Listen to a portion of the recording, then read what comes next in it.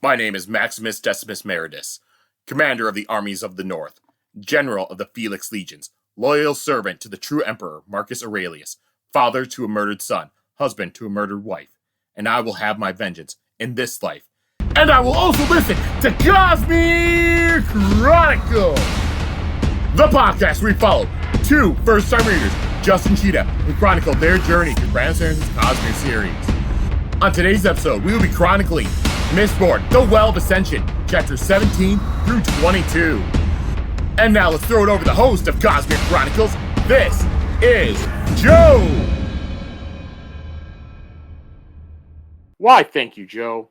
Yep, once again, this is Cosmic Chronicles, as we were just told in that opening, in case you needed a secondary reiteration of what you're listening to right now. I am Joe, the host, and as usual, I'm joined by Justin and Sheta. How are the two of you doing right now? Great. Dandy as candy. So how has your last week been? Anything fun? No, nothing exciting or interesting or horrible happened at all. Everything's been super uneventful. Thankfully. That's good. All right. So let's just go into, questions about random shit that people don't care about. This week, let's branch out into music. So tell me your top 3 favorite musical artists or bands. Go. Oh, Jesus. That's the biggest question so far. Oh my gosh. I haven't thought about this since high school. Well, top 3 is going to be David Bowie, System of a Down, and Mindless Self-Indulgence, I think. Oh my gosh. I'm probably missing something, but... What's that? I said that was quick. Now I don't know what to pick. You gotta pick what comes quick. Okay, let me look at my Spotify real quick. What have I been listening to? That's cheating. Well, if Sheeta's thinking, I can go over mine. Okay, go for it. Mine would probably be Foo Fighters, System of a Down, and then one that definitely doesn't fit with those other two would be Michael Jackson. Nice. And just a honorable mention, I listen to a lot of Vocaloid music. So like Hatsune Miku, that sort of stuff. But since those aren't actually artists, they're musical programs, so it's all sorts of different artists making those. So those don't really count. All right. I guess right now I'm listening to a lot of Ghost and Lofi, which is a new artist I'm super into right now. And I'll always like MSI. So Sheta, you broke the System of a Down train. I didn't really grow up listening to that. I really like their stuff, but like I love a couple of their songs a lot, but I'm not like a woo 100% love them. Then you just need to go out. They only have 5 albums. Just go listen to those over and over again. I've listened to them. 5 albums plus 2 other songs. They're good. They're good. All right. Guess we'll ask, what's the last concert you went to? Ghost that concert? Would be, Ghost. Same exact concert. Yeah. I didn't make it to that one, so I think my most recent concert would be Metallica. Oh, Ooh, that's a while, cool. so... I've never seen like a really big band like that. That would be crazy. Yeah, because that was the Metallica concert Justin and I went to with some other guy. Mm-hmm. Yeah. Oh. All right, so now moving away from music, let's go into Well of Ascension. So first, we need a recap of last week's episode in chapters, and it's Justin's turn. Damn it! Oh my god! Yes, last week. Wait, is it really you? I thought it was my turn. I sure hope not. That's what I remember too. Sheta, that sounds like you just volunteered. I did. I do. I'm prepared. Okay, I'm recapping. We begin part 2 of the book, actually, Ghosts in the Mist, at the conventicle of Saren, where we established that Saren would be a sentinel in Mass Effect. Oh god, no. Alright, Marsh, the Inquisitor and / Kelsier's brother, and Sazed are exploring the abandoned base of the Inquisitors, and they find a bunch of clues about the Inquisitors. Marsh and Sazed split up because Marsh goes to do something shady and creepy. Sazed finds a steel Inquisitor making kit / torture chamber with large Inquisitor spikes and blood flakes and powders everywhere. Sazed records everything by speaking out loud like captain's log in Star Trek. He finds the epigraphs at the beginning of the book written on a big steel plate on the wall, actually, and he makes a rubbing of it to record. And he realizes with excitement and guilt that he has a valid excuse to return to the actiony parts of the book where with Vin and the others in Luthadel. Then Vin and Orseer hang out, and Vin asks Orseer about Kondra's stuff to maybe get clues about who the secret Kondra is. She finds a lot of details and clues about Kondra. And Elend, let's see. Oh, okay, her and Orseer talk a bit, and she tells Orseer that she hates being afraid of, that she loves the mist but hates being afraid. She finally confronts the mist that has been following her, and it touches her, and she finds out that it's using allomancy, and it really hurts her, and she falls out a window and is really shaken, but she tries not to be afraid of the mist. Then Ellen and the crew talk about strategies, kind of like the heist scene in the first book, and they decide to pin the two armies attacking the city on one another. Elend was stupid and naive because Tyndall comes in and says that Vin is outside and she can talk to him alone, and he agrees and sends everyone away. She says she'll train Elend to be a good king because she is a specializer in biographies of kings, emperors, and generals. Vin doesn't trust her. Vin and Lennon talk about stuff, but she does not tell him about the Mist Spirit. Then back to Sazed and Marsh at the conventicle. They've been there for 8 days, but Sazed wakes up to find Marsh is gone. And They're not at the conventicle. They had left They're 8 not? days earlier. Oh, okay. They've been traveling for 8 days. Okay, traveling for 8 days, but Marsh is gone. Sazed decides to go on to Luthadel and have Marsh catch up later. Comes across the village. All the people are gone and they're dead because they starved to death in their homes because they were scared of the mist. He finds one guy who survived. He's a little crazy because he survived by eating the bodies of the other dead people. Sazed's all like, that's effed up. Now I gotta run to Luthadel, and he uses his pewter mine to grab the guy and carry him outside, and they run through Luthadel. Vin is studying the journal again, and she finds clues about the thing that is following her, and it is similar to what the hero was seeing. Ellen gets a makeover by Tyndall in her stylist. He gets new clothes and a haircut to look more kingly and a wooden crown. Clubs gives him some wisdom, and then that's it. And the chapter ends with them hearing that a messenger from Straff had shown up. Yeah. Demu tells Ellen that his dad wants to talk. All right. I'll give you a point of inspiration. It was just a bit long. Very detailed. I don't even think we needed last week's podcast. Sheta. Well, these are all the exciting things to me. All right. Well, now, before we go into this week's episode, I'm just going to ask you guys, how'd you enjoy these chapters this week? I actually like these ones quite a bit. You said every chapters we get, we're getting further and further into learning about everyone and, getting all the details I'm most interested in. These might possibly be my most favorite episodes ever. My favorite chapters ever. Yeah, I thought you'd like them a lot. Why?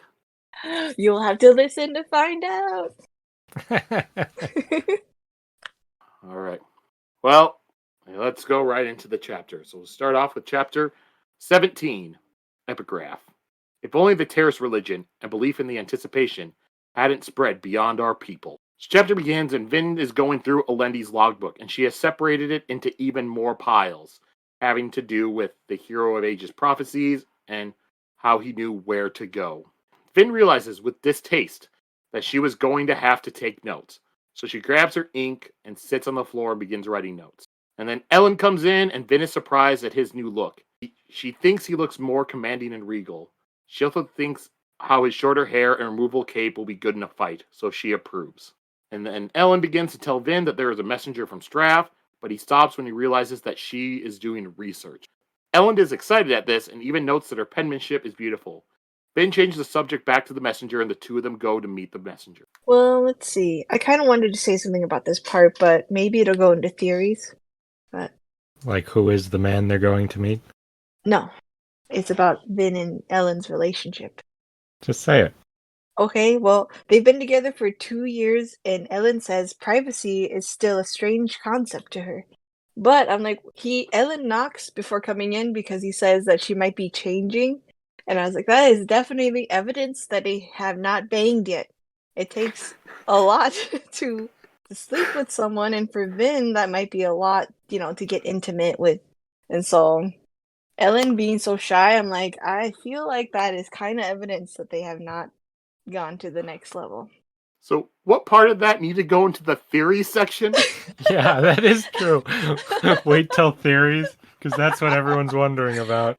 Well, we talked about it at the theory section, I feel like, last time. So I was like, I will guarantee I never asked you, hey, do you two think that Elend and Vin are banging? That is not a question I asked.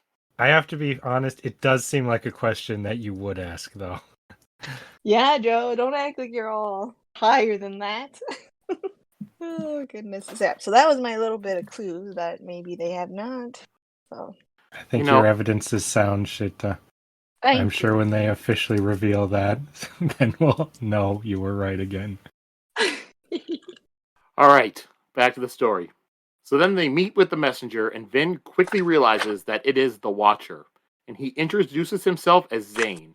And he informs Elend that Straff has accepted Elend's proposal to meet, but the meeting must take place in Straff's war camp. And Zane meets eyes with Vin and says that he had heard reports of the beautiful Mistborn that accompanies the Venture heir. It's so cute! Sorry. I can't believe you said that she was beautiful. Well, this is what you were hoping for already, Sheta. I can't believe that guy is not her brother, which now I feel stupid for saying. Yeah, I don't know why you ever thought that, but...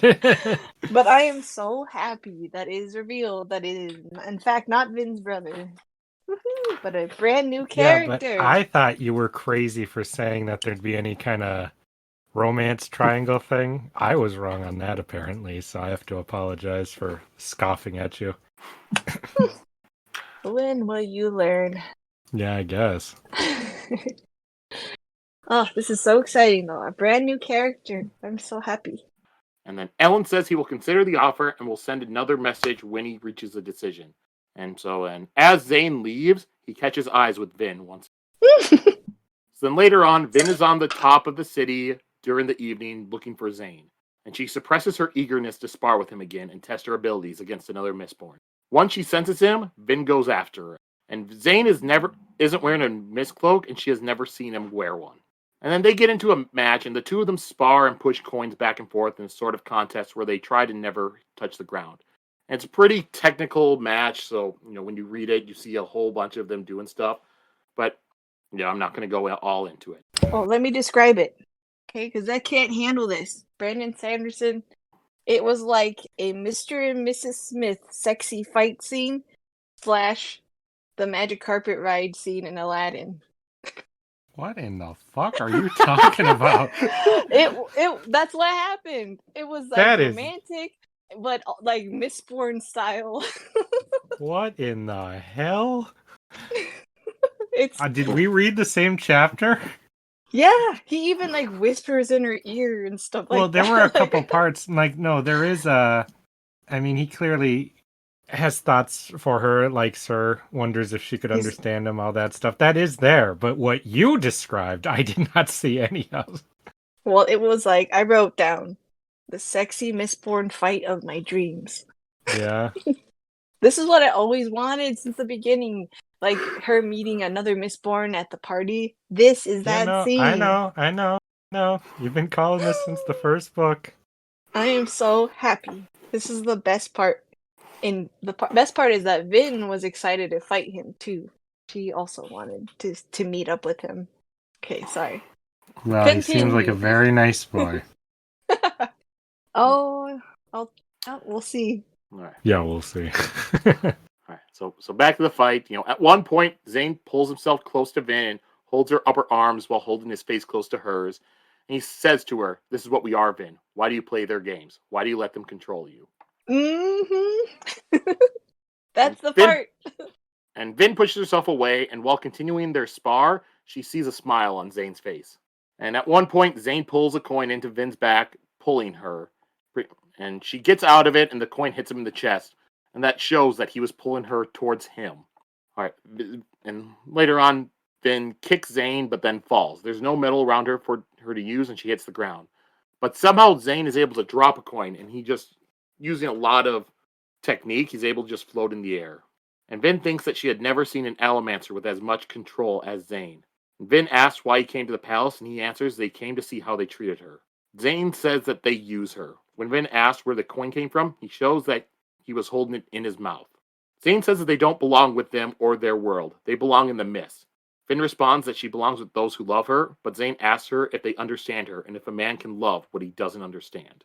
Then he freaking flips away into the mist like a black suit Spider-Man. This part was pretty ridiculous feeling. They're pretty over the top. But I didn't know that I still thought this was just a small character. I didn't know he was apparently going to be such a big character. So. Everything he does is so cool and over the top. Yeah. Yep. Zane leaves and Vin doesn't pursue him.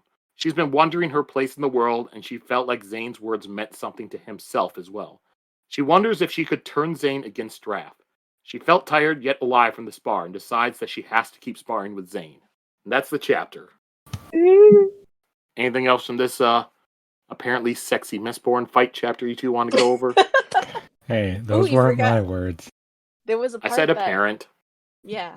Well, Vin says when Zane was using all this allomancy to upright himself and he was standing in a gentlemanly posture, Vin thinks that he was tall, impressive, like Kelsier. So this is like if Kelsier was younger in her type, that's what Zane is. So I'm so excited.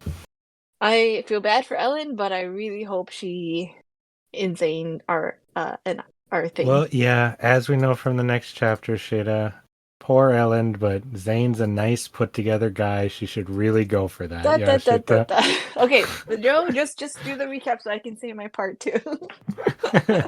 All right, so we'll go on to chapter 18. If only the deepness hadn't come when it did, providing a threat that drove men to desperation, both in action and belief. All right, so chapter begins, and we're in Zane's head this time. That was a shock. I didn't expect that at all. And Zane is floating outside Elend's window watching him, and he hears a voice in his head telling him to kill Elend. Okay, that was so sad. It's not just a voice. It's God. God whispered to kill him. And I was like, oh no. He's crazy. I'm so sad. One of the first things he said in the story, he told Vin he was insane. I didn't believe him when he said that. Kind of cool, like an edgy teenager type way, not actually. I'm so sad. I was like, don't be crazy. You gotta date Vin. Oh my gosh. That was so funny. But you know what? That just makes it more interesting, actually. Well, yeah, as a character. Yeah. And so then Zane hated Elend because Elend was everything Zane should have been. Elend is also Zane's brother. Okay, that added another layer of interest to him. I can't believe it. I love brothers. Oh my gosh. Sorry. Okay, go ahead. So you're saying you love the Venture Brothers? Yes, Joe. I do love the Venture Brothers. I also love that Zane and Elend are half-brothers. Alright, so then Zane leaves before Vin returns. And he retrieves a message left by their spy and returns to Straff's camp. And as Zane is walking through Straff's camp, God's voice in his head keeps telling him to kill every single person that he sees. Oh. I think my favorite one of these is when he goes by one person, God's like, kill him. He's not that important. Like you could get away with it. Yeah. Then Zane goes in to meet with Straff, and Straff asks if they have the Lord Ruler's ATM, and Zane answers that he's not sure. Then Straff asks if the girl trusts him, and Zane answers that she's beginning to, and that he had seen her use ATM in the fight against Cett's assassin earlier in the book. Straff says that they need to make her use ATM again. Elend may have only had a beat or two of it, so if they need to learn if Vin and Elend have run out of it. If they do have the stash, then Zane needs to get the girl to tell him where it is. Straff also says the stories about Vin and the Lord Ruler are lies, because Straff believes that Elend is a fool, and there's no way he could have someone that powerful loyal to him.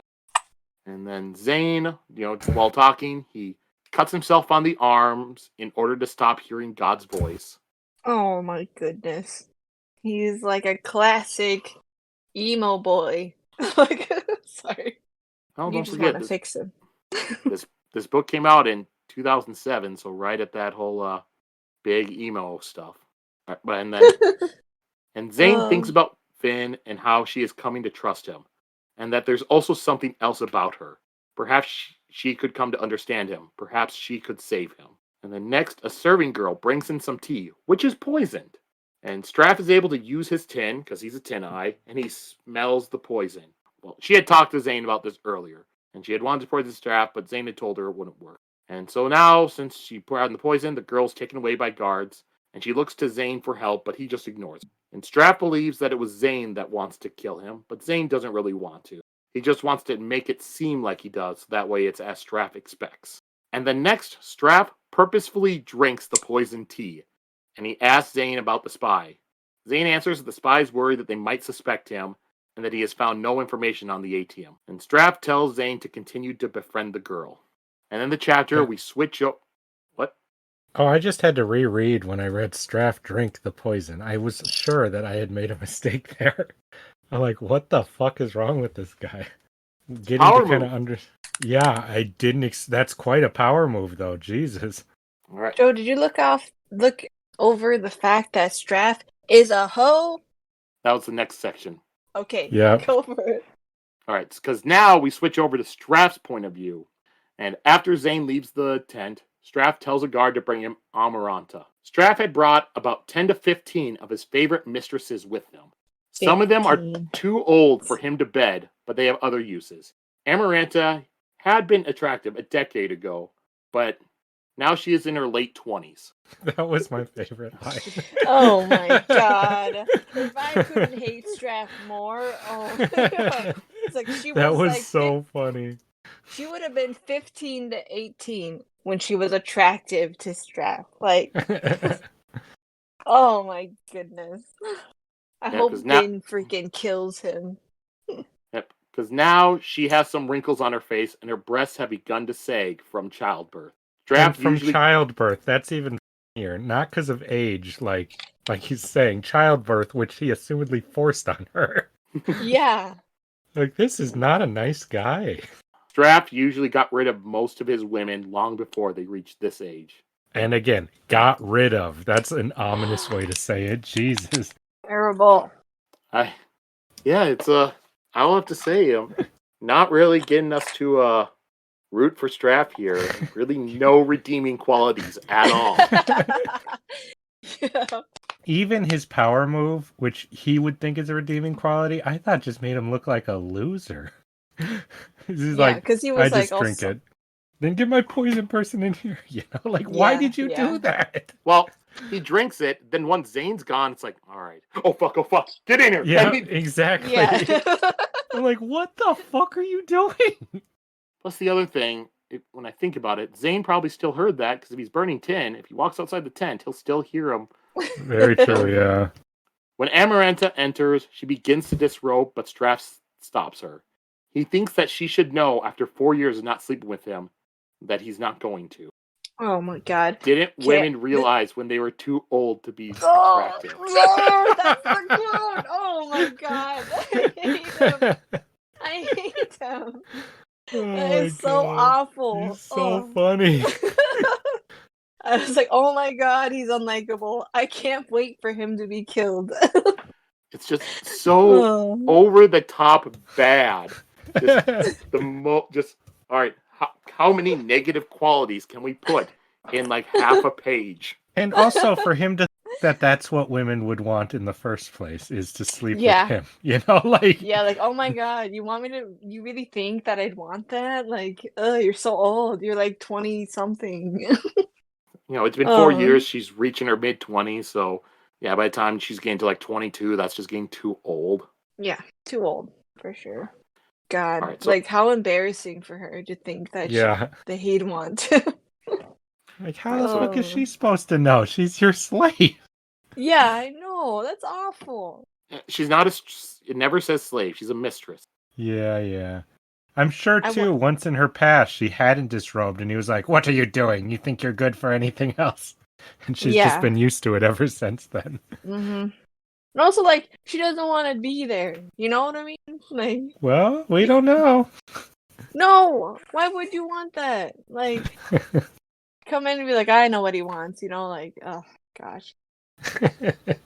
Oh, gosh, I can't believe it. I never hated a character or thought was more unlikable than this character. Like, Really? Not even like Ramsay Bolton?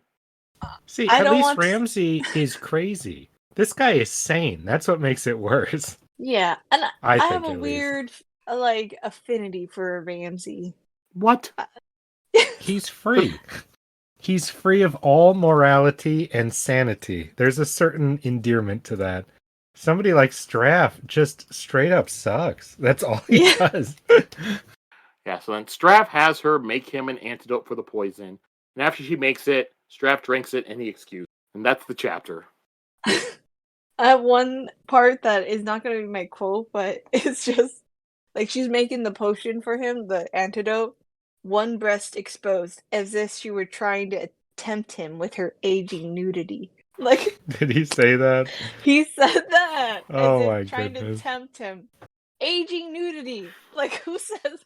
Oh my gosh. Yeah, because the late 20s. Yes, when a woman's at her worst in the late 20s. Oh my god. Sagging breasts due to childbirth, which are going to be his children that she gave birth to. Also, 10 to 15 favorite mistresses? Like, how many do you need? Oh my god. Ugh, he's disgusting. So, do they have like their own just mistress tent? Like, do they all live in one tent? Guard just comes Right? in. Like, you this time. I do wonder. Yeah. I can't believe that this is Elend's father. He thinks Elend's a pussy for not banging girls. So, also, like, you know, that might be it, Sheta. Elend might have real hang-ups about that based on what happened, you know. That could be the real reason. That's true. He doesn't want to be a hoe like his dad, apparently. Not that, you know. Well, the one girl he slept with is dead, you know. Yeah, that's true. Like, I can't believe he like dragged his 13-year-old son out like that, and was like, "All right, time to make a man out of you." Gosh. Oh my gosh, I am like fuming every time I think about it. Oh. Well, we're gonna be scared when we gotta pick favorite characters, and both me and Joe are like, Straff, he's a baller. He's so He's cool. a baller. He's a baller. You better not. Oh my god. Oh my goodness, I can't believe that. I'm speechless. I can't even. So Sheta in one chapter goes from reading like Zane being like, "Yeah, I love Zane. He's awesome," to Straff and just hating it. Yeah, that was quite a roller coaster ride. It's like, Zane, do kill him, please. Oh, but he doesn't want to because it's his father. Yeah, that just proves he's a good person. He doesn't want to kill his father. That in any way whatsoever. It does too. All that proves is that his father has a hold over him. That's what that proves. Because of sentimental reason, which means he's soft. Not sentimental reasons. People like that, if he's doing these fucking moves with drinking the poison, he is psychotically manipulative to his kids, you know, and people around him to exert control over them, you know. Well, I will predict that Zane will kill Straff. I put $20 on it.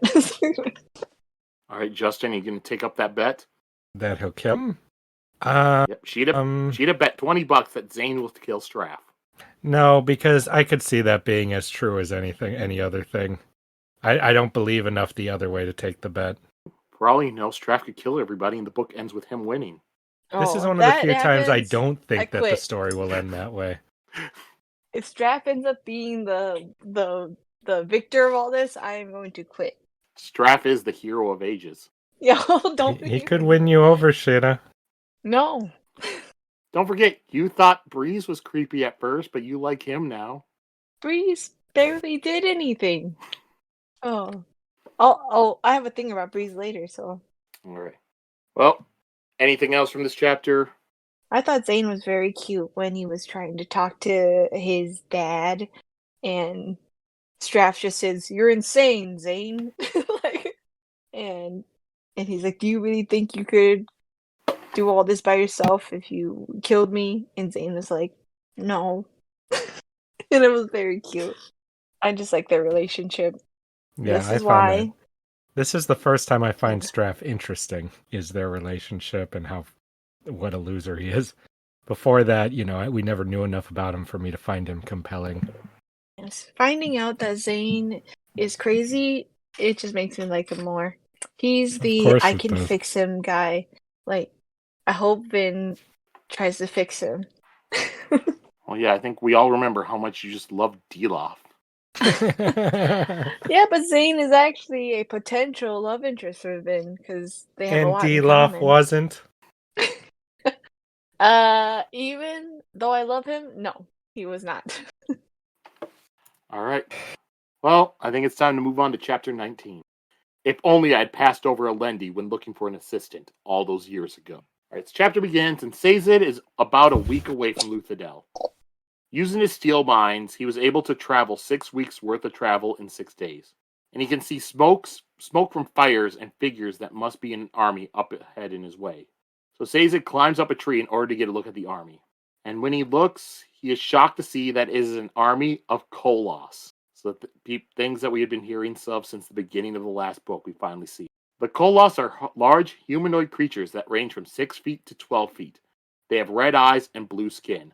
The skin also doesn't seem to fit properly, and the smaller koloss have it sagging on them, while larger ones have it pulled tight on their bodies. The muscles are able to be seen where the skin is sagging, and the tighter skin is ripping and bleeding. They are known to be very violent, which is why the Lord Ruler kept them far away from civilization and only brought them out for certain situations. It isn't known how the Lord Ruler was able to control them. Finally, we see the creatures on the book covers that we were looking at earlier. Mm-hmm. And they are. I didn't think they'd be straight up like orcs. I thought they'd be more like in Elantris when it was just fucked up people, So I was quite surprised by that. Orcs. Yeah, that's what I thought of at least. They are disgusting. I don't like them. It's the one thing I always try to think of what they would look like. It's if they made a live action, this would be the most disturbing things to see. I'd like them. I think they were cool. Just pure body horror. Mm-hmm. Ugh. He seems to like that. One thing it does kind of remind me of that makes me think of, like 2003 Clone Wars cartoon, the second season, where you had like those native sort of people who were being experimented on by the Techno Union. They became like these big guys with like pulling skin and stuff like that. I don't remember that. Yeah, I mean, it was kind of ugly looking monsters they became. But the koloss are even more disturbing. the part that really got me was like when Sazed notices that their lips don't work good. Like they talk like their lips aren't really working. That was really creepy to me. Yeah, they're interesting because they're clearly whatever they are. They're a thing that's not made to actually. They don't work correctly. I feel like there was some kind of thing that created them because they're just made wrong. They just grow until they die. They just rip apart. They're just not correct. So I'm very curious to learn more about them. While Sazed is still up in the tree, some koloss come over to it and tell him to come down. Sazed contemplates its options and decides that the only real option is to go with them. So he gets down and they lead him through the camp, which includes no tents or shelters, just fires. Suddenly, one of the koloss in the group jumps another and beats it. The defender tries to use a knife, but the attacker snaps its neck. Then it grabs the defender's sword and takes a small pouch from it. The pouch looks like a coin pouch, but Sazed notes the koloss have no economy. And the attacker simply says, "I hated him." That was funny. Can't argue with that. Sazed thinks that the koloss only have two emotions, indifference or enraged. And he notices that all the koloss have pouches and some have more than one. He also sees fights break out among other koloss in the camp. Sazed sees some koloss bodies and notices that they have been flayed. And then the koloss brings Sazed to a tent. So there actually is a tent, and the tent has some human guards. The human takes Sazed into the tent to meet with His Majesty.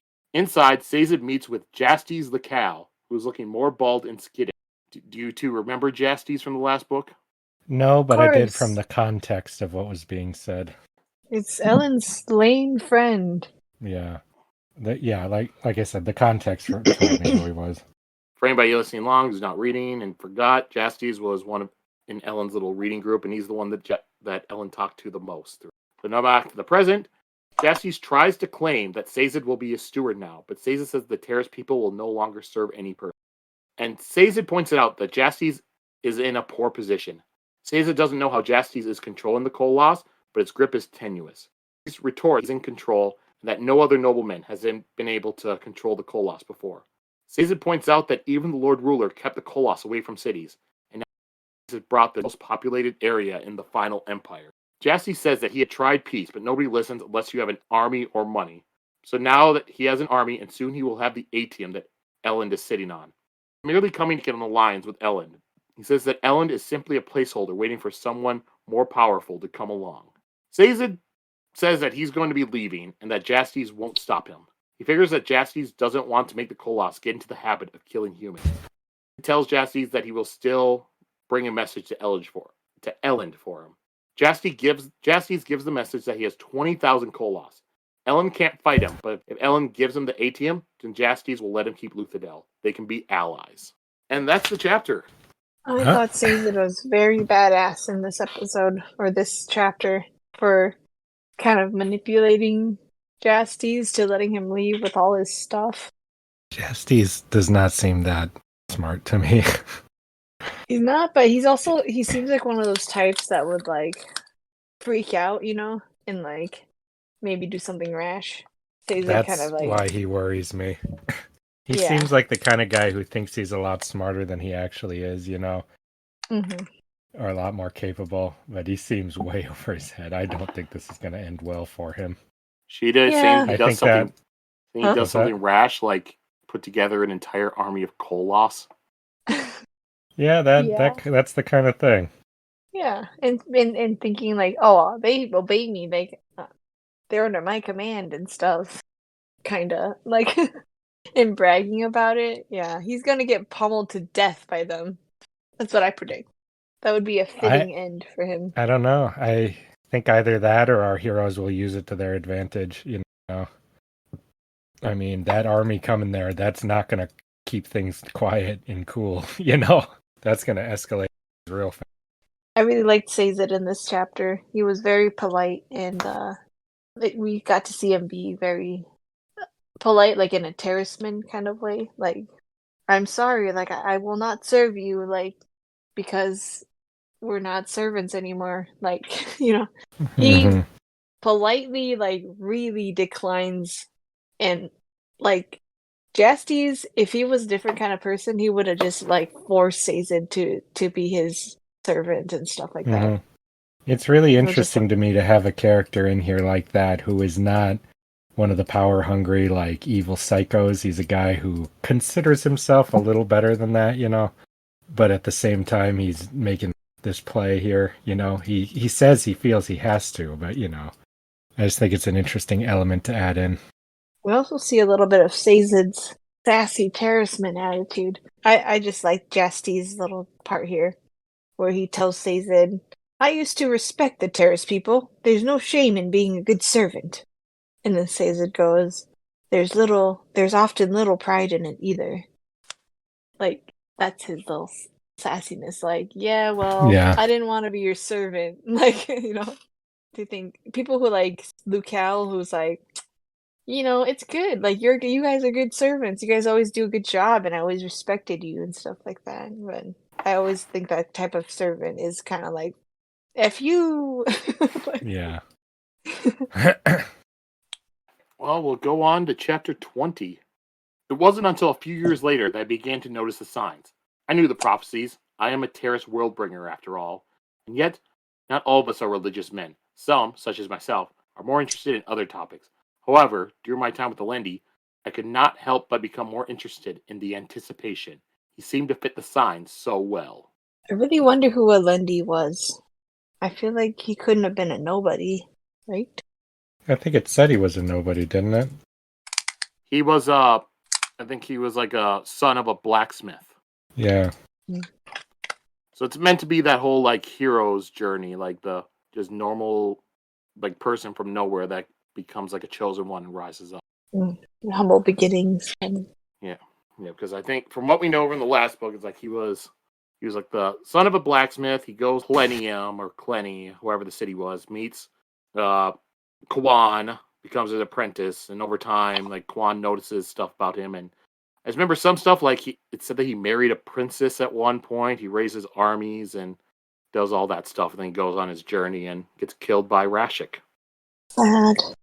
All right, so we'll start off with this chapter. Vin is watching as Elend is having a meeting with the crew. And Vin looks over at Tindwyl, who's also in the room, and gets annoyed that Tindwyl has managed to make Elend begin training swordsmanship, while Vin had tried for a year and failed. Vin begins to worry that Elend may change and be different from the man she loved and would no longer need her. The crew worries about Elend going into Straff's camp. They think that he might enter the camp and not come back. Elend says he knows how to manipulate his own father. And Elend says that they cannot wait out the two armies, so he must meet his father. The crew also worries if Elend would be able to pull off the scam. He needs to make Straff feel like Elend is strong enough to want to ally with his army, but weak of will enough that he can betray Elend. And Elend claims that he can do that. He also says that he will bring Vin along to meet with his father. And Vin thinks about how Elend loves her, but is she the right woman for him? Doesn't he deserve a woman that's more woman-like? She thinks of what Zane had said, and that the two of them don't belong in their world. They belong in the mists. They belong with each other, is what his context is. Sorry. Yep, that's just what I took from it. Sorry. How dare you enjoy this book, Sheta? Alright, so then Doxson brings up that Elend should meet with the Assembly because they are growing impatient and there is something about counterfeit coins in Luthadel. But Elend says that he doesn't have time for city business right now and he'll try to come to the Assembly meeting in a week. That's how you know that's going to wind up being a huge plot point, because he said he's not worried about it. Elend. Doxson points out that by meeting with Straff, then Elend will lose his hold over the Assembly. But Elend says it will be an informal meeting and not a parley, so the proposal will still stand. Dox says that I'm he sure will they're see going to it go that for way. that. Yeah. Like, Elend, I don't understand that is, I think anybody would be like, no, we just had an informal meeting. We were just talking. It doesn't count as the parley you said. Anybody would be like, no, that's bullshit. Shut the fuck up. Yeah. Why would you just assume that? Like, oh no, that doesn't count. Like, don't you have to ask him and let him know, you know? Well, that's also what he gets for giving the Assembly so much power. Mm-hmm. And Vin is watching the other crew members, and she begins to see differences in all of them. She worries that any one of them could be the Kandra, and doesn't know if the differences are because of them changing or because they were replaced. And then Vin burns bronze and senses breeze using allomancy on Elend. She burns Duralaman with the bronze in order to sense what he is soothing. And he is soothing anxiety, nervousness, worry, and insecurity in order to make Elend more confident. Vin thinks about how Breeze is a good man and merely tries to hide it. Oh, he's sweet. After the meeting, Elend talks with Tindwyl, who says, after the meeting, so everyone's left. Yeah, then Elend talks with Tindwyl, who says he is an embarrassment. She tells him that a king doesn't need permission. He will take counsel when he asks for it, but he is clear that his decision is final. She also tells him that he needs the crew to use his title instead of his name or a nickname. When Elend points out that Tindwyl calls him Elendventure and that she should use his title, Tindwyl smiles and calls him Your Majesty. Yeah. Tindwyl tells him that he's... When she was like, "Isn't that right, El?" Like, that was funny. Because I did think that was disrespectful when whenever Ham calls him El. And Tindwyl tells Elend that he is responsible for everything that happens in the kingdom, even stuff he can't control like earthquakes.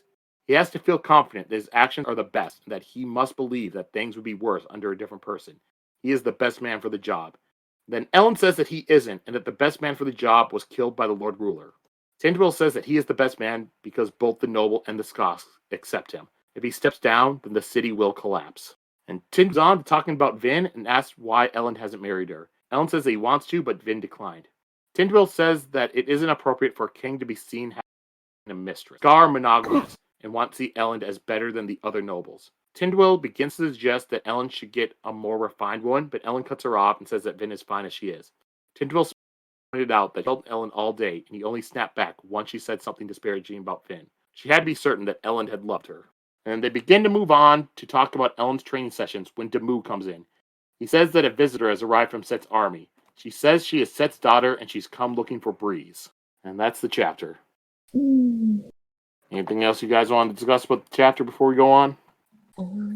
Sheta, I'm surprised you don't have anything with all that stuff. Well, I have a lot of stuff about Vin questioning her relationship with Elend a bit. Like, thinking like, oh no, like I'm not even the right girl for him. Like, I'm not his type and stuff like that. I thought that was very interesting. And she was like, why am I thinking so much about our relationship? Like, she's really questioning it. And I feel like meeting Zane and having all the thoughts that Zane has provoked in her is making her think about all this stuff. This is the beginning of cracks in a relationship, I'll just say. What? No way. This is the beginning of it actually getting strengthened, is what I thought. Well, it is a crossroads, is what I'll say. Yeah, my thought on it feeling. is that she doesn't open up, you know. She doesn't even think like that. Marriage, that kind of stuff, that's not important. Those kind of commitments, you know. Mhm. And now she's forced to start thinking, you know, what does she actually think about this? You know, things have been so hectic. It'd be really easy to just keep putting stuff off, not thinking about it, you know. I just feel the exact opposite. I don't think it's cracks forming. I think she is at a crossroads of making the decision to either marry Elend or break up with him. It just really feels like those are where her thoughts are I kind don't of think there's swimming. any indication that she would break up with him here. Really? But She's- she just talked about how she might not be the right girl for him because she's not even into like books and things and his political theories. Yeah, Like, but that's just you know, standard, like, self-doubt, you know? She assumes that he's at a higher level than me, not knowing that he doesn't think of her that way at all, and he wouldn't even want somebody like that, you know? oh, well, I'm saying a combination of thinking like that, like self-doubt, and thinking maybe I belong with in Zane's world will be the result of a breakup. Yeah, that sounds like a good way to make a horrible, horrible mistake in your life to me. It is. It would be for her because she clearly loves Ellen. So Yeah. I think, yeah.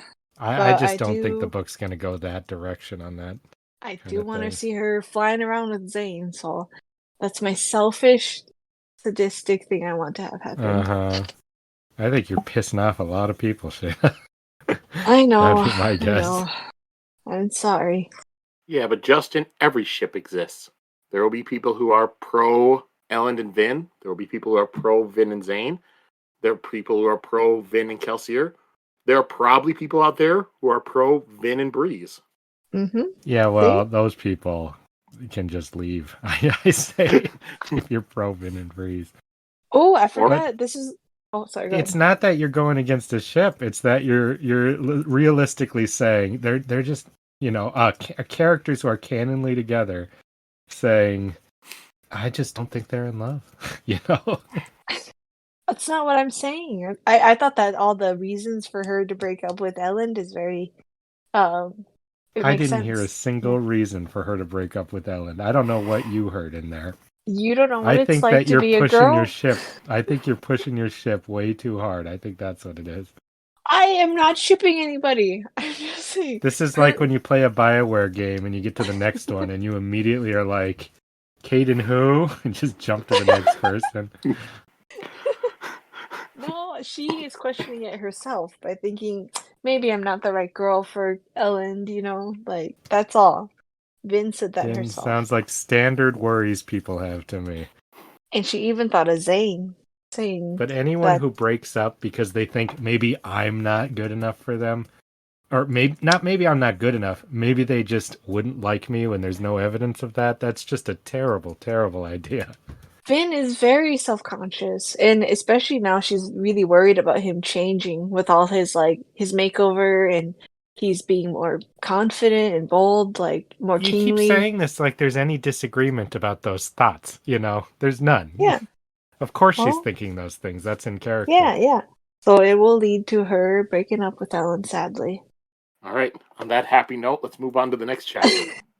So, chapter 21.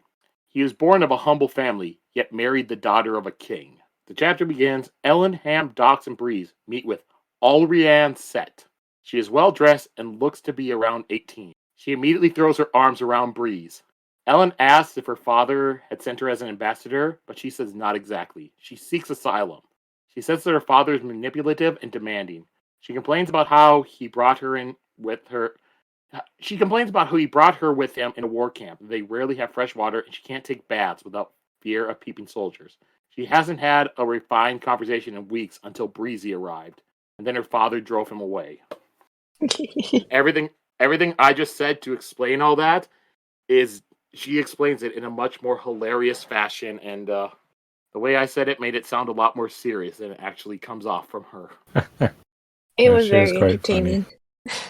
And I think this whole thing, the best part was Ham being like, when I made the joke about Breeze having to run away because he was caught with Cett's daughter, I wasn't being serious. Yeah. And Elend asked if she came to find Breeze, and she said that she had to see him again. He was so charming and wonderful. Elend says that she may stay for a while, and Elend has a guard escort Allrianne out to get cleaned up and show her to her room. A steward named Caden, another Mass Effect name. Mm-hmm. Which makes me wonder if Brandon Sanderson has played Mass Effect. I think this came out before Mass Effect. Oh, and then it makes me think of if it's that thing where like a windfall of ideas hits a lot of people at the same time. And while they were writing Mass Effect, he was writing this book. Sheta, that is based on two names that aren't even spelt the same. That is not a good theory. Well, I'm listening to the book, and I don't know how they're spelled. Yeah. Yeah. Let me check this. Actually, they came out the same year. Well, there you go. Aha! I knew it, and I knew Joe would look it up because I didn't want to look it up at the time, but yes. Mass Effect came out November 20th, 2007. And Well of Ascension, I think it was like August 2007. Oh my gosh, that's so close. Okay. This is exactly what happened. Just because of two. Yeah, Caden and Saren. Sheta, That's is this a crazy. real thing or are you doing a bit? I can't tell with things like that. Well, I'm not doing a bit. Because if it's a real thing, I don't want to be mean to you. If it's doing a bit, I'm going to just shut it down. So what can you tell me so I can know how to react? You know how I kind of believe in horoscopes and stuff? I kind of believe in this kind of phenomena where like creators are... No. It's not the phenomena. That's not what I'm saying. It's the absolute zero amount of thought of that. Because I've seen that before too, Yeah, where people have very similar thoughts. That's a thing for sure, based on either things out in the culture or just how people are thinking at the time.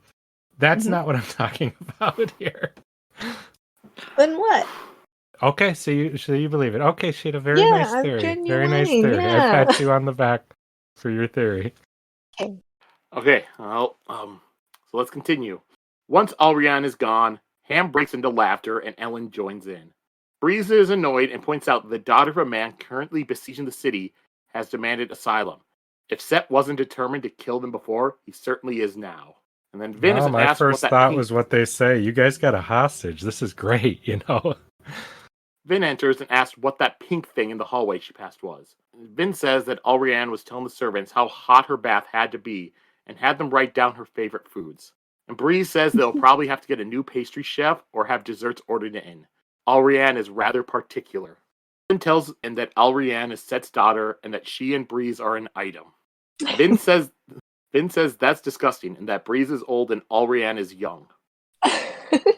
And Breeze says that he isn't that old and that she isn't that young. Vin says that she looks 12 and Breeze comes to her defense. He says there was nothing between the two of them and that Cett had taken it the wrong way. Breeze points out that Vin once pined for Kelsier as well, and there was an age difference there, but Vin denies this. She's like, he was like a father to me. Breeze says that she may have eventually thought of him as a father, but not at first. And Elend interrupts this discussion and ends it. Yeah, fuck that. He says. I'm This starting is to think that when Brandon Sanderson released the first book, he got so much shit crap about those characters. Because it's been a couple times he's just been like, any of you who think that, shut that shit down. That's terrible. well, I was happy for Breeze to bring that up because Breeze is obviously in the camp of people like me who are like, nah, I don't know, maybe. So I was I happy for just feel him like the author was to. like, what the hell is wrong with you people? And Yeah, no, felt the I need feel. to bring it up. Be like, I know Yeah. people are talking about this to this day, I know how shit people get. It's just Mhm. like, It was really funny half to read that. horrified, half amused by it. Because I don't Hmm. think he intended it in any way whatsoever. But some y'all are freaks. That's what I'm saying, Sheta. Yeah, I know, but he Yeah, I also know. made Kelsier like really handsome and stuff like that. So I feel like that's. I'm sorry that he doesn't think that way, but Hmm. some of us are freaks, and I am not sorry Well, for now you that. got Breeze and the 12-year-old girl, Sheta. She's She not. only She's looks not 12, 12. Justin. She's Yeah, but Vin 18. said she looked 12 when she came by, which I thought was She only looks so and acts insulting to like she's say to 12, Breeze. okay? Yeah. Also, I really feel like Breeze likes her. I think he finds her endearing and sees something in her that other people don't see. I think Yeah. there's something there, and I think it's very funny because he would not, they just spent a chapter earlier saying he's not really like that, Yeah, to make him like, oh, he's a good man. Even though he's gonna date a 12-year-old later, he's Well, totally I still cool. think he's a Like, good man, but I think, no, I mean last part we read where I think it was Vin or somebody thinking about how he doesn't really use his powers in that way, that's He's what not I'm like a talking creep. about. They He's a probably, nice yeah, set that guy. ahead of time for that, right? Uh-huh. To prime us for this bomb of a discovery. But I do feel like she genuinely likes Breeze because I feel like he didn't use his powers on her and she just likes him, which is kind of cute. But that's all I will say about that for now. All right, and then Ellen says that they need to decide what to do, and Doxson points out that she can be a hostage. Ellen says that could antagonize Cett when they are supposed to make him think that they are allies, or that they want to be allies. Dox says that they could give her back and that could help them in negotiation, but Breeze points out that she wasn't happy in her father's camp. Ellen realizes that everyone is looking to him to make a decision, so he says that she can stay. And that's the chapter. Anything else from this chapter, an introduction of Allrianne that you two want to go over? No, I think we talked a lot about it. Oh, I did like the part where I think Doxson says like he's surprised at Breeze because he's like unplanned female affection. That's rare, and I didn't think we'd have that problem now that Kel is gone.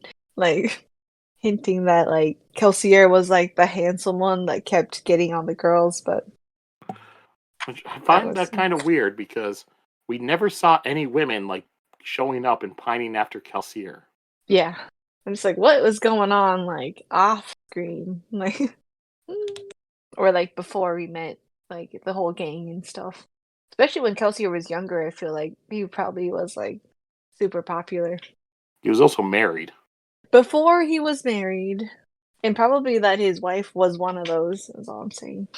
All right, so let's move on to the last chapter we had to do today. Chapter 22. He could trade words with the finest of philosophers and had an impressive memory, nearly as good, even, as my own. Yet he was not argumentative. Vin is out in the city and she thinks about how the mists don't calm her anymore. She also thinks about how Ellen had been her peace, but now he is changing. If she can't protect him anymore, then what good is she? And Vin is following Ham, and she's secretly following Ham. And at one point, Orsier jumps out to frighten him. In instinct, Ham flares pewter, and Vin is able to sense it, so she knows that Ham isn't a Kandra. And she walks up to him and she talks to him about how she is out of ATM. So she asked how she can fight a Mistborn who's using ATM. Ham says that he's thought about it, but there can only be two possible ways.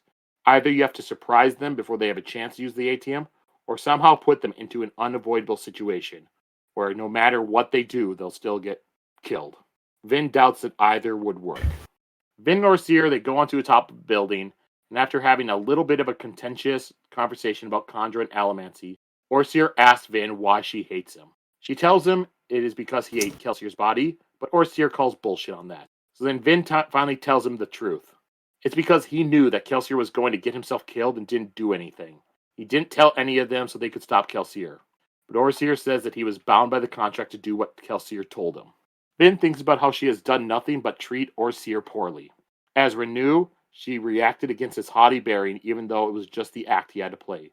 Then as Orsier, she avoided and hated him for letting Kelsier die. Now she has forced him into the body of an animal. She thinks about how he has always been the outsider. He wasn't invited to their conferences and wasn't given a position in the government, even though he helped with the plan as much as the rest. The only thing he gained from overthrowing the government was a new owner that hated him. Or Seer. He's just like Creature from Harry Potter. I honestly don't remember Creature too much. Well, they hated Creature, but then they realized he didn't really have a lot of say in the matters he was involved in, right? Creature was Sirius Black's family's house elf. Yeah, I know him. I know who it is. I just don't remember much of the plot revolving him. Yeah, Harry treated him bad because he was like a there. little... No, he was like a little racist little house elf, and everyone treated him bad because he was saying all this terrible stuff. But he didn't know any better because that's how his family was. But then Harry befriends him and is nice to him. Then he starts being nice back. So, Orsier just needs a little love is all. Vin tries to ask Orsier about his life before Kelsier, but he doesn't want her to know him. Vin then opens up and tells Orsier about her past. She talks about crew leaders being afraid of her and her powers, and they treated her horribly. Orsier didn't know this, and Vin realizes that he had only met her after Kelsier had already saved her. Vin tells Orsier that humans don't only treat Kandra poorly; they're good at abusing each other too. And Orsier opens up and tells Vin about how masters have no fear of killing a Kandra. They can beat one up and break its bones, and then give it new bones and have it ready to serve again. Vin tells Orsier that Kelsier had shown her a new way about trusting people. Nobody in the crew had betrayed each other. Orsier says it is different for him. Humans find Kandra disturbing and are afraid that they will kill them and take their bodies even though the contract forbids it. How can a legend used to frighten children ever find acceptance in human society? Orsier talks about the contract. When the Final Empire was new, Kandra did try to meld into human society, but the humans tried to destroy them. They used Mistborn to hunt them down. They feared the Kandra because they were worried the Kandra would try to replace them. And the Kandra were almost completely destroyed until they came up with the contract. Now the Kandra do things that humans commands. They will serve their masters with absolute obedience, and so men stop killing them. The Kandra cannot fight them as long as they have Mistborn. Vin wonders why Mistborn are so important, but she doesn't bring it up. And then she apologizes to Orsier that she was foolish to resent him for following his contract. He says it doesn't fix things because he still has a dog's body and no personality to imitate. However, he does admit there are advantages to the bones. And Vin mentions that she's not a good person or a bad person. She's only here to kill things. She thinks about what she just said and her place. She thinks that she could just go into the camps and kill Cett and Straff, but Elend wouldn't want that. Vin uses her bronze and can sense the mist spirit nearby. She also senses another pulsing in the far distance, like a faraway drum. Then Orsier tells Vin that he hears footsteps. Vin realizes that he warned her without being expressly told to warn. Vin sneaks up to the person walking. She doesn't sense allomancy, so it must be a Mistborn burning a copper cloud. She thinks about what Ham had told her and gets ready to surprise them. But then she stops when she recognizes the person. It is Sazed. And he says that he has problems and troubles to bring to Elend. And that's where we end for the week. Hey, I'm so happy to see Sazed with Vin. Yeah, I thought this might be one of those things where he never actually makes it, just always intends to and sees all the dangers around the lands, Yeah, seeing Sazed is like seeing the Scarecrow or something. Like he's your closest friend. What? The Scarecrow from Wizard of Oz? Yeah, he's the one that you love the most. Is he? Yeah. All right. Yeah, she says, I'll miss you most of all. Does she say that? I think so. Okay, I know she says that to somebody. It's been a while since I watched Wizard of Oz, so okay, by a while, I think I watched Wizard of Oz last year. That's not really a while. Before that, though, last time I watched it was right after watching Oz the Great and Powerful. Anything else from this chapter and all the talks that Vin had with Orsier that you two want to go over? This is something I was expecting, but I didn't think it would happen this relatively. I mean, it's pretty far into the book, but relatively soon. I thought this would be something at like the end of the book. This book, if anything, moves like no other thing I've read before. Like, I feel like he really plays with those kind of like monumental moments between characters, like at different parts of the book, and it really throws me off. Like reunions or realizations or relationship growths. Like, I feel like there are all these spots I'm not used to. All right. Well, I guess now we'll go into our and theories and all that questions. So let's see questions I can ask. So what's going to happen with Allrianne being in the city and Cett being outside? What's his reaction going to be to that? I don't think he's going to be happy. That's for sure. Yeah. I think it's interesting that he did bring his daughter with him. That might suggest that he really likes her and needs to keep her close. So he Well, might maybe be. she's not safe if he leaves her back there while he brings all his armies here, Okay, that makes sense. But that So just I'd shows think of too that it. he cares about her, not like Straff, who like would kill his son, I think they might have to have a noble wedding. So cute. That would be cute.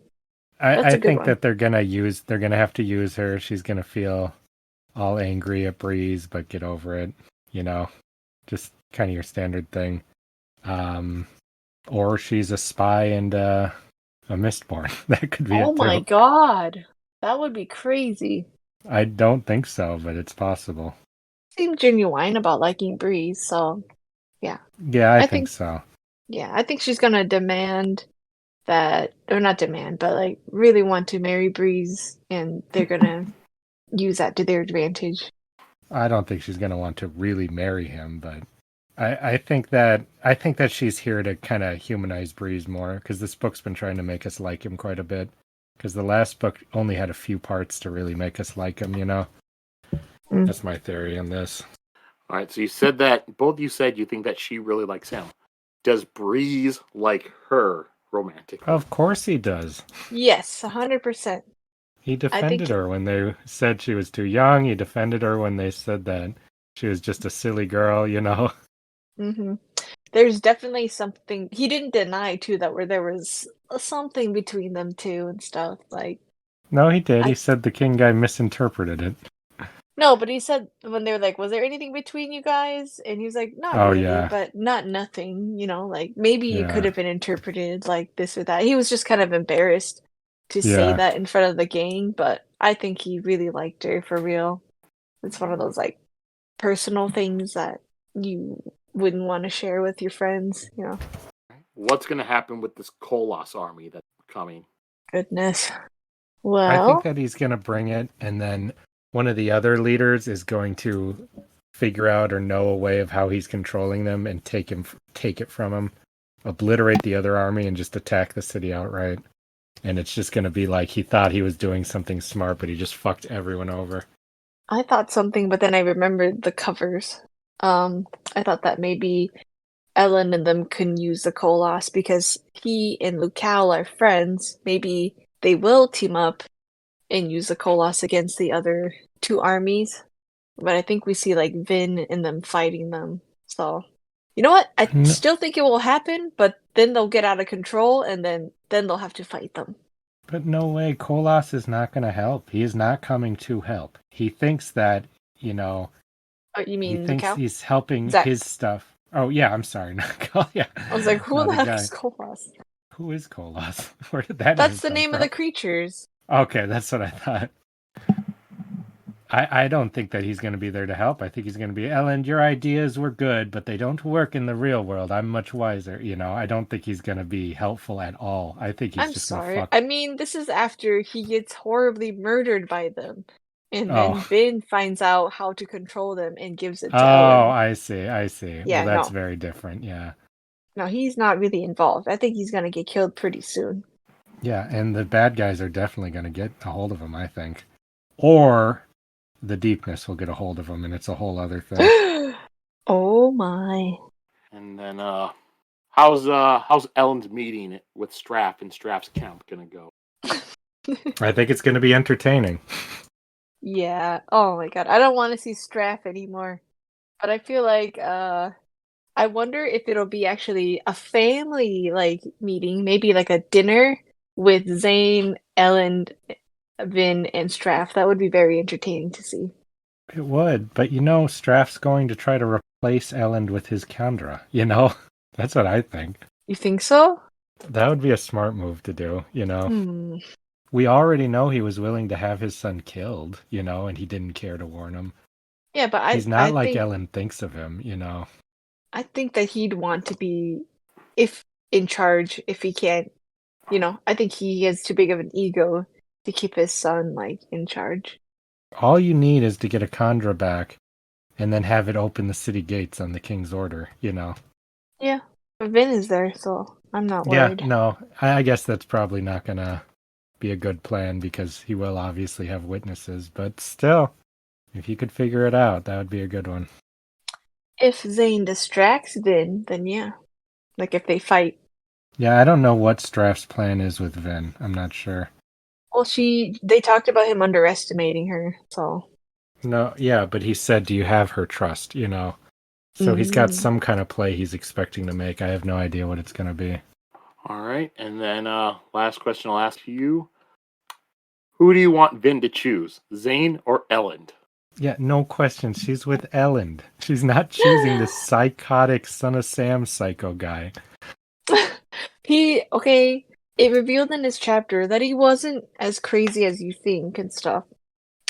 So I think that because crazy people in things don't really know that they're crazy, but he's like, all right, I hear voices, so I must be crazy, Like Yeah, I'm going to let you know, they say that, but real crazy people very often know they're crazy in real life.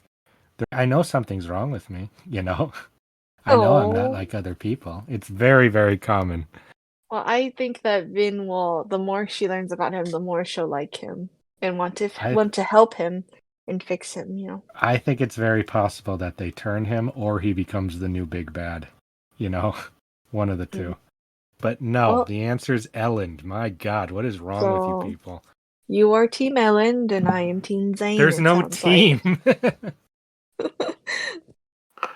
I think her and Zane make a better couple than Elend and Oh her. my God, get out of here with that. They've shared they're one free. Conversation. No, they're That's free not in good. the mist together. No, that's not good. Being free means they're out as just murderous psychos doing whatever they want. No, free she specifically says that there's a gracefulness to being a Mistborn. That's yes, like there is. a life that was lost to them because of all This this is the war temptation and stuff. to become a bad guy, to become a nihilistic psycho. This is But not Vin a is smart. healthy... She wouldn't go that route. She will teach him to not be a murderous psycho. Sheta, she won't go that route because she'll stay with Elend. You get into these arguments that I don't even know what you're trying to prove against me. It's just my opinion. You can have your opinion. We'll see by the end. If Elend is very much changed, then yeah, we'll see. Yeah, I'll bet you $20 on that. I'll bet you $20 right here. Oh, okay. Well, unless Elend dies, which would be a different situation. Which I think will happen. That there will be no situation in this book where she thinks, Elend, I can't be with you because I'm not free as a Mistborn.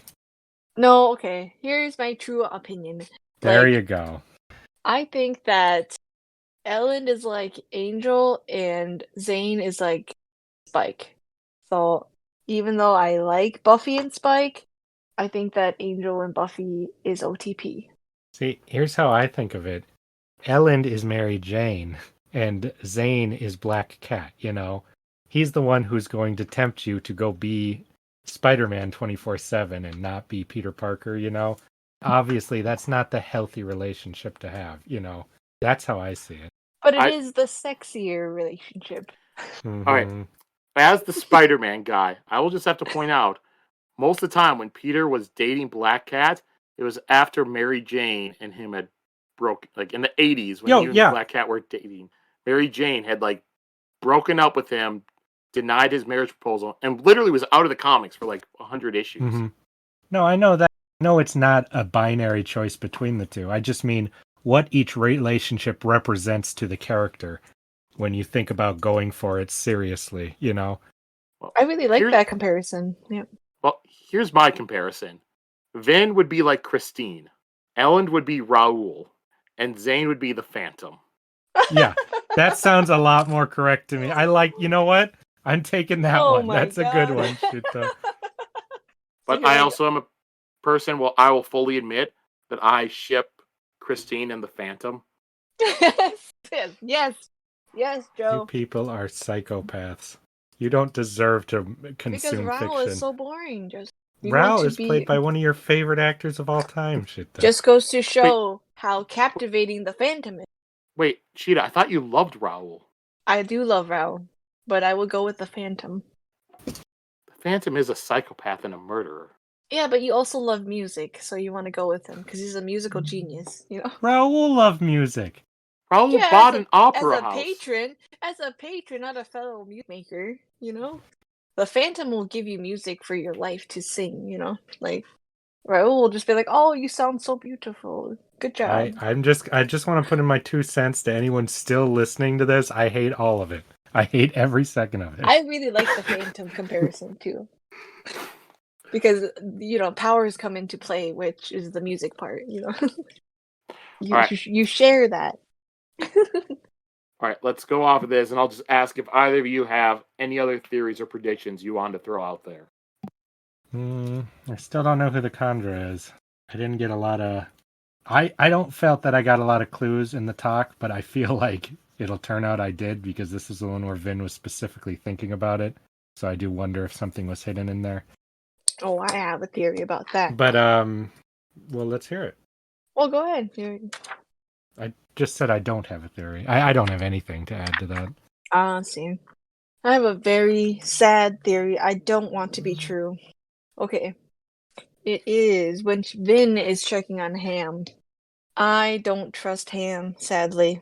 He is so nice and trustworthy, and I think he would be the most strategic to pick if as a... Yeah, but we know he has his powers. Yeah, but we never confirmed if a Khandra could have some allomancy powers.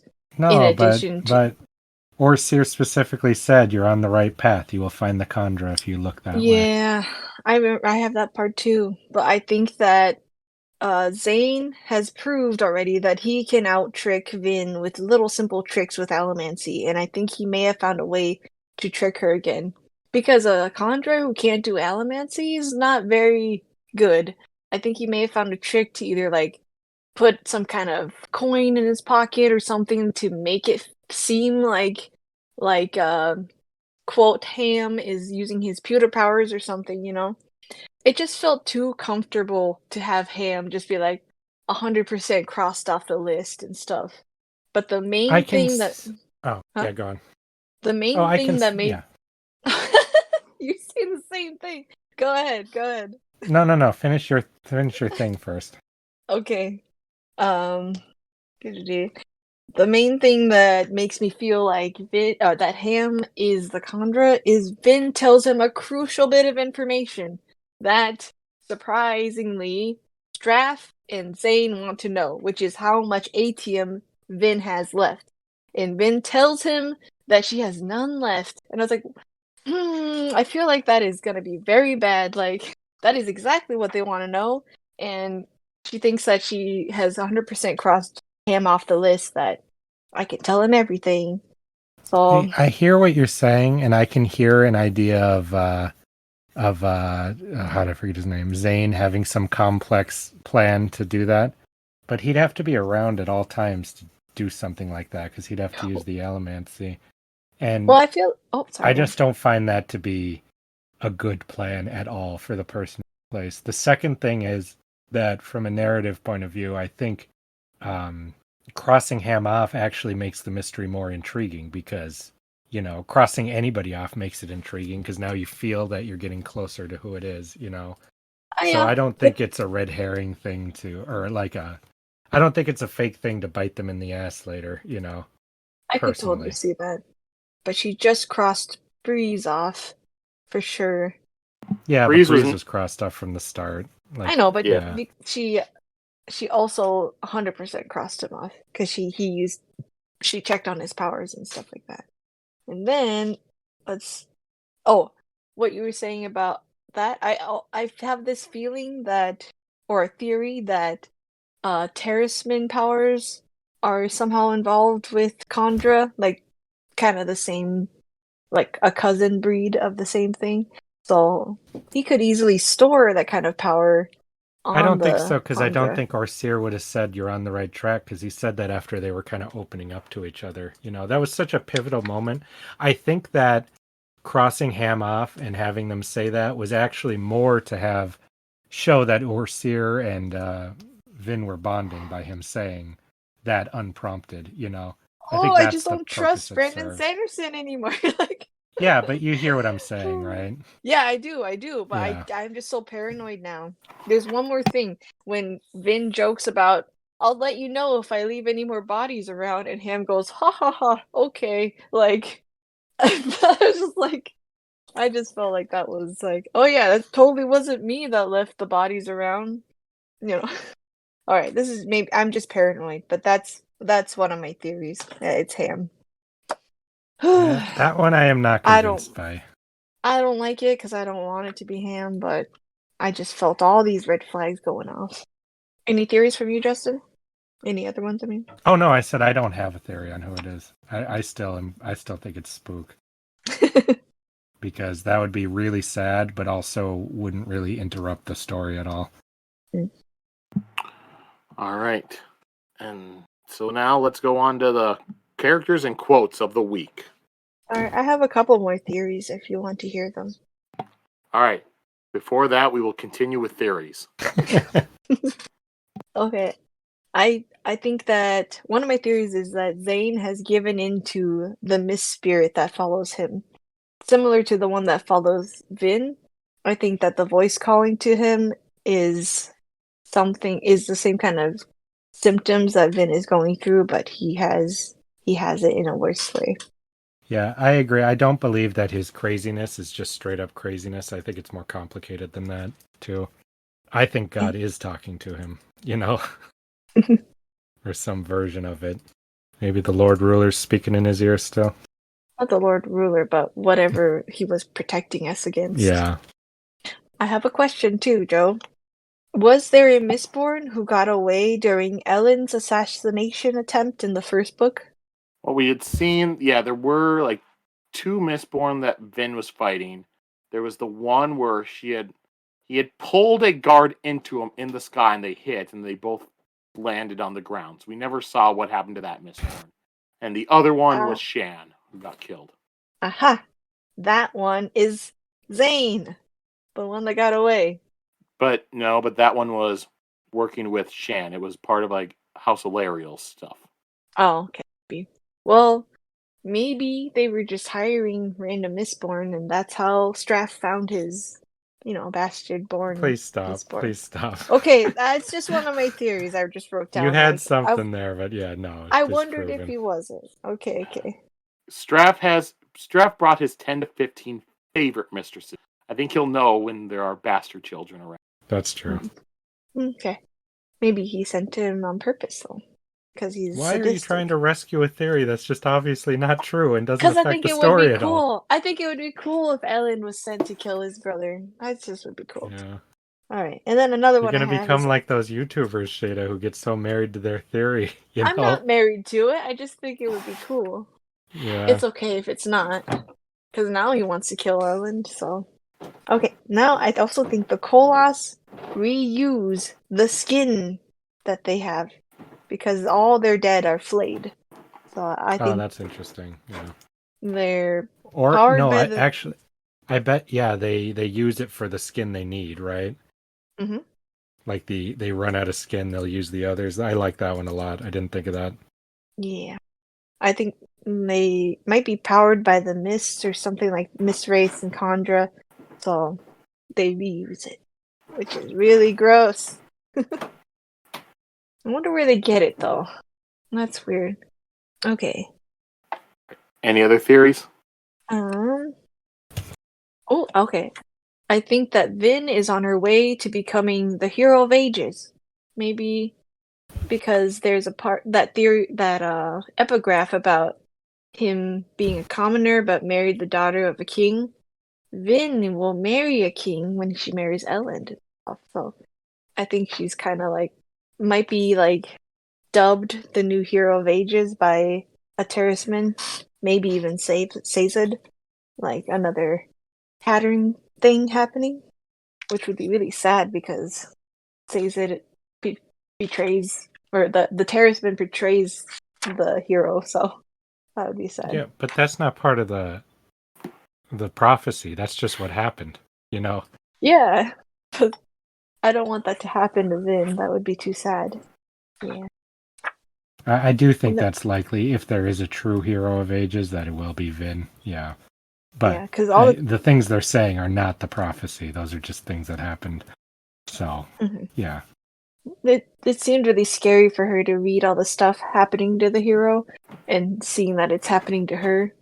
Like, I think that whatever the hero of ages is just like a process that happens with the mists and stuff. Like, it just chooses a hero and tries to, yeah. Maybe. Oh, I also have this kind of dark theory. Is it bad that I kind of hope that the Khandra is Elend, and then Vin will have to end up with Zane? but we know the Khandra's not Elend. Yeah, but I just thought, this is just my train of thought. Zane would have had to kill Elend, which we know he hasn't, unless he crazy forgot about killing him.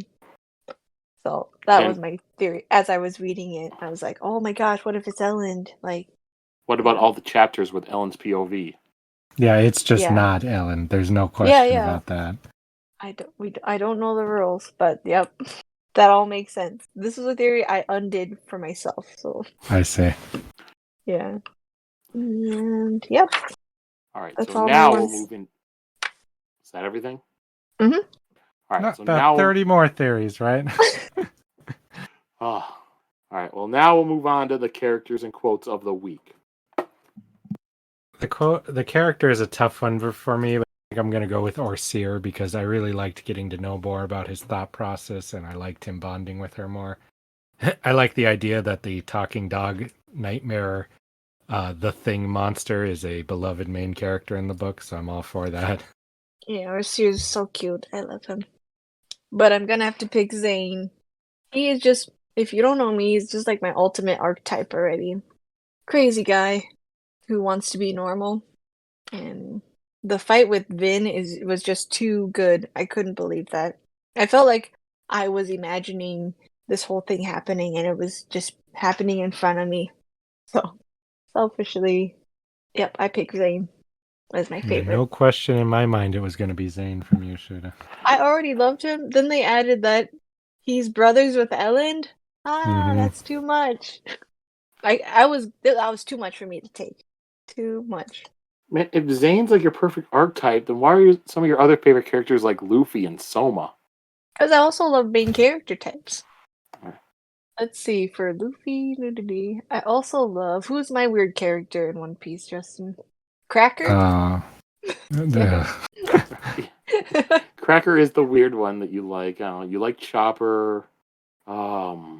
Justin likes Virgo for some weird reason. Caesar? I do like Caesar a lot. Or do you love? What about the three incredibly hateable characters of Spandam, Charlos, or Orochi? Ew, no. Yeah, nobody likes those characters. Ew, no. You're really not supposed to like those characters. Yeah. He has made unlikable characters in art form in One Piece. Joe, you heard Sheta's opinion on Straff. It's more like Sanji's brothers. Like that. Those are the types I like. It's like they're unlikable, cool. But they're also Sanji's brothers. And yeah. All right. Well, okay. Let's get back to Miss. All right. So my character of the week, I'll have to go with Allrianne. I just found her hilarious. That was a close pick. She came in and immediately it's just like, all right, this character is awesome. That's so funny. Can we do a section where we guess who everyone's favorite is? Because I would have guessed that for you, Joe. He's funny. No. But then people could decide to change it when someone correctly predicts it. Oh, we have to be honest. Use the honor system. No, Don't I'll never trust let us. anyone guess my favorite character. That's why every week Justin's favorite character will be Demu. I actually really like Demu. He's one of my favorites. I'm Like, sorry, who is Demu? oh my goodness, He's he's the been with us since captain. the first book. Right now, it's like whenever it shows up, it's like, yep, there's a messenger from this. Oh, yeah, Demu. Okay, yeah. I Demu gotcha. is like I imagine. Oh no, I'm gonna give a spoiler away, but he reminds me of Grey Worm from Song of Ice and Fire, or like the show to the Grey Worm. You remember Show Grey Worm, version. Justin? Yeah, the show version is what I imagined for Demu. No, I have no idea. All right. Well, you'll see him when I cast the whole book. All right. Well, now let's go on to our quotes. My quote is very short. It comes from Zane. He found insanity no excuse, however, for irrational behavior. That made me like him quite a bit. See, he's a good guy. No, doesn't I was wanna be like, that crazy. is one of the craziest things I have ever heard somebody say. He's trying to be this. Oh no, I'm gonna reveal some things here, but like, when you're really. Joe, you can cut this out if you want. But when you're really drunk or high, you don't want to do something stupid, and you're thinking like, I'm not gonna do something stupid. Like, that's what he's saying. He's in his right mind. I am for sure not cutting. Yeah, there was nothing offensive, worrisome there. What was the Well- problem? I don't want to have my relatives listen to this and be like, whoa, you're a party girl. Like, You work at a bar. yeah, but I'm not always drunk or high. Like, You're not? no, I'm not. What the heck, Joe? I don't know. You could have fooled us with some of your theories, Sheta. Oh my goodness. Now everyone's gonna think I'm some kind of like crazy party girl, and I'm reading Hey, this you book brought while that I'm on drunk and yourself. high. It's like, oh, I have this perfect theory. Like, I just write it down. Oh my goodness.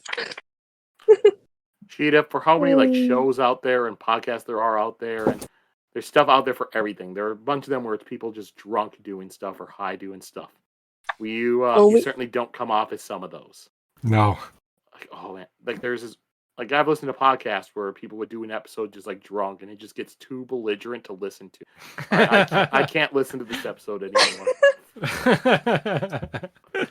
Are we gonna do See, a at session like that? No, the world couldn't handle it, Sheta. All right. Well, speaking of that, we might do it Sheeta, for it's our your patrons. Okay. We don't have a Patreon. We might. Stay tuned. All right. I have a lot of quotes I like, but I can't decide. Okay, I guess can I do two kind of quotes? For they are related somehow. So okay, first one is I didn't wait for your permission, Joe, but I just did. Okay, the first one is when Vin finally sees Elend's makeover, and his hair is short, and she goes, "Does this mean I can cut my hair too?" And Elend paused, only briefly. "You're always free to do what you want, Vin, but I kind of think it's pretty longer." And then Vin thinks, "It stays then." And I was like, she is so, like, wants to please him and wants him to like her. And she's like, oh, okay. She doesn't like her hair short, but she will do it for him. And I just don't think that's very healthy, even if she likes him a lot. What are you talking about? She's indifferent towards it. You are No, just looking for evidence for them to be a bad couple. I don't think she gives a shit what her hair's like, one way or another, you know? She's complained about it before. Like, she really liked her hair short and stuff, And she she never liked her hair short. She was comfortable with it because it kept her safe, Yeah. Yeah, Well, she wanted her hair short because then guys would think that she's a boy and they'd be less likely to rape her. Mm-hmm. See? I'm just kidding. You've got a major confirmation bias going, Sheta. Okay, well, let's see. Well, I'm sorry for this, but I also think that when Vin really wants to meet up with Zane, I thought the part where she was like waiting around for Zane to show up maybe was so funny. I She's waiting and Orsier's like, why are we waiting here, mistress? Vin's like, we're on patrol just like every night, looking for assassins and spies. Do you command me to believe you? Says Orsier. Believe what you wish, Condra, says Vin. Okay. Well, why didn't you tell your boyfriend, the king, that you've been sparring with Zane on the down low? Says Orsier. Assassins and alamancers are my concern, not Elend's. No need to worry him yet. He's got enough troubles at the moment. I see, says Vin. Or says Orsier. What, you don't agree? I believe as I wish. Isn't that what you commanded me, mistress? Whatever, says Vin. I Yeah, thought I that was like the that part funniest too. exchange. That Oh. part was funny, yeah. That quote was abridged, by the way. That's not what it says in the book.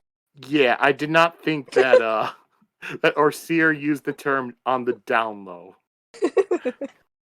This is just what I wrote in my notebook about the part that I liked. So, also, I wrote, down low. Boyfriend, the king. I think that her keeping secrets from Elend is not good. I don't think it's gonna end well. Well, that could be very simply why they're trying to get her to trust him, so that she will underestimate what he can do, Whether he'll do that or not, I couldn't say, but I wonder. Trust Zane? Yeah, like Straff said. Yeah. I hope that he doesn't betray her. He's going to. There's no question he's going to betray her. I Because hope he's he not falls betraying for her, Vin. It can be both, Mm. But he's a bad guy right now. He is insane. He's just all the definitions of a bad guy.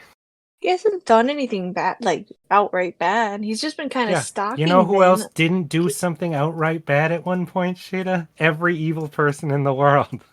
Well, that thing that people say about when they haven't committed the crime yet, they're not guilty. That thing. Yes, but I guarantee he has committed crimes before. We haven't seen it in the book yet. Even though he That is probably true. killed the person that the Condra took, so we don't know that. All right, well, we'll go on to my quote. Mine is going to be Allrianne talking about her father, just because I found it hilarious. He is so manipulative, so demanding. He drove Breezy away, and I absolutely had to follow. I wouldn't spend another moment in that camp. A war camp. He brought me, a young lady, along with him to war. Why? Do you know what it's like to be leered at by every passing soldier? Do you understand what it's like to live in a tent?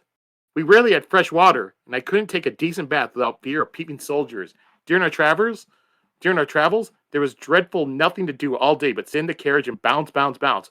Why, until Breezy came, I hadn't had a refined conversation in weeks, and then Father drove me. Because? Ham asked eagerly. Breeze coughed. I had to escape, Your Majesty, Allrianne said. You have to give me asylum. I know things that could help you. Like I saw my father's. I'll bet you didn't know he was getting supplies from the cannery in Haverfrex. What do you think of that? Impressive, Elend said hesitantly. Allrianne nodded curtly. And you came to find Breeze? Elend asked. Allrianne flushed slightly, glancing to the side. When she spoke, she displayed little tact. I had to see him again, Your Majesty. So charming, so wonderful. I wouldn't have expected Father to understand a man such as he. Like I said, I just thought all the stuff with Allrianne was just hilarious and great. She's adorable. I hope she sticks around. Well, she's sticking around for now. She's in the city. I do also hope that Breeze opens up about his feelings about her. Yeah, but I'll save it for next time. About the cannery, I had a thing from a couple episodes or chapters ago.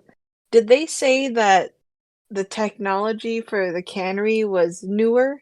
Perhaps 50 years old? Is that what they said? I thought they Something said the like that. technique was newer.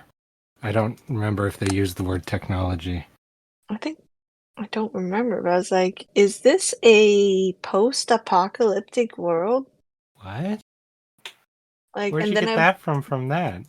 a cannery. Like, suddenly thought like Fallout with like old factories and stuff like that.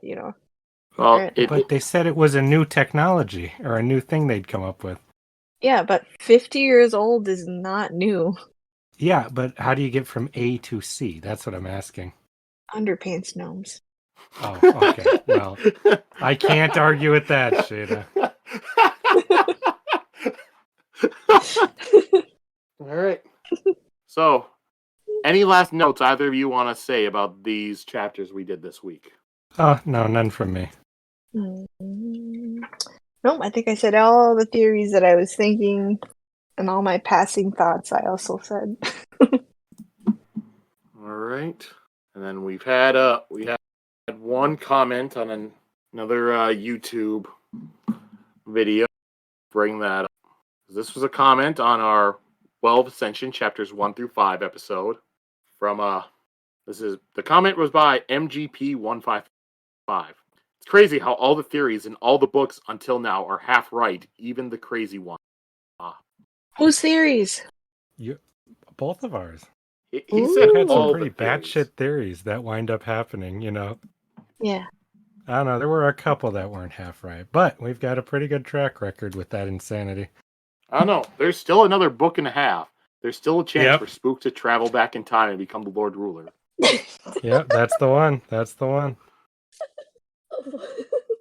Oh my god. I will throw up if that ends up being true. Like I already said, Sheta, I would stop reading right then and there. No more reading this series. Well, that Oh was my fun while it God. lasted. See you guys. Oh my god. Like Yeah, what if it happens and it's so well done, and then I point out all the foreshadowing that there was, and you're like, oh my god. Then I will think, man, this book was always stupid.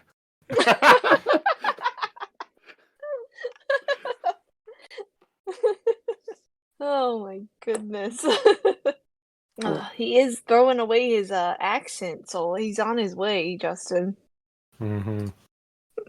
The clues just keep piling up. All right, so for next week, for chapters we'll be reading chapters 23 through 27. So that's 5 chapters. Through 27. Yep. And now that we've had that, now it's time to go on to the end of the episode, which is everyone's favorite segment, the plugs. Well, go if for first. God knows what No. reason this is your first podcast of ours you've ever listened to, you can find me at Profanity Beaver on all the various social media platforms besides the ones I'm not on. And there you can see art and comics of varying quality. Including one of Hollywood Hogan. Yep, including one of Hollywood Hogan now. So those of jump you who've right been on. waiting, that dream's a reality. All right. I am also on Instagram with my art on at Sheta_low for my art and crafts. And then I also do some cosplay and fashion inspo at Mermaid Machete. And let's see. Halloween is coming up, so we'll see what I plan to do for Halloween. I Just get a don't know yet. Make a mist cloak and be Vin. Ooh, that's a good one. No one will know what that is. Podcast listeners will, and it'll give them a reason to actually go check out the social media page. That's true. Maybe I Mhm. will. That'd be pretty cool, actually. Or if you wore mist cloak to like a Renaissance festival, people will recognize it. That too, yeah. I bet they would. Ooh, okay. Ren Fair is it's Ren Fair season, so I might actually make that. Well, yeah. You know what? Yeah, 'cause I will make it, and I will do a photo shoot as Hatsune Miku in the mist cloak. That will be No, that's too much work. that's a too very cosplay. ambitious one. Yeah. Okay, next anime convention, I will go as the picture that Profanity Beaver made for. I don't know if Profanity Beaver's posted that one yet. I'm ashamed to say. Sorry. What? Why don't you just I'll why don't you have post to it get now? that one up immediately. Okay, Yeah, I well, know. I just keep Y'all forgetting. know him as Justin. Justin drew the Hatsune Miku mist cloak picture, so. Yep, the famous one that has not been posted yet. You know what? I'm gonna do it. Take a picture that's just like it, and have that be my icon, so that we can have two. That'll be fun. All right. Well, then, I'm not artistic like drawing, so I don't have any of that Instagram stuff. But for the greater Cosmere Chronicle stuff, if you want to leave reviews on whichever site you are listening or place you're listening to this, go ahead, do that. Leave a review, leave a rating if it allows it. If the place you're listening to lets you leave comments, go ahead and leave those on the video or the podcast episode. I will try to read them if I know which ones allow that. Or if you don't have a way to if you want to say some stuff but you don't have a way to leave comments like that, you can always email us, cosmerechronicles@gmail.com. Or you can also contact us via Key, a most ancient letter, formerly known as Twitter, @Cosmerechron, CosmeChron. Any of those ways are ways to contact us and also to push forward that algorithm that everyone hates but has to deal with. Yeah, such is life. Yep. So with that, then, that will end this week's episode. Be sure to come back next week for even more exciting adventures. Excitement not guaranteed. No refunds. Same Cosmere time, same Cosmere channel. And everyone, I still don't go know. out, have fun. Yeah, whatever the Cosmere is, we still don't know. Hey, Justin, say your part. My part. That is a terrible joke. Just I say stand goodbye by it. or say sayonara or whatever you usually do. Goodbye or sayonara or whatever you usually do. There, you happy? No, I'm not happy with that, Justin. Well, that's all you're getting. Let the poor people go back to their lives now. All right. Sorry. Okay. Bye-bye.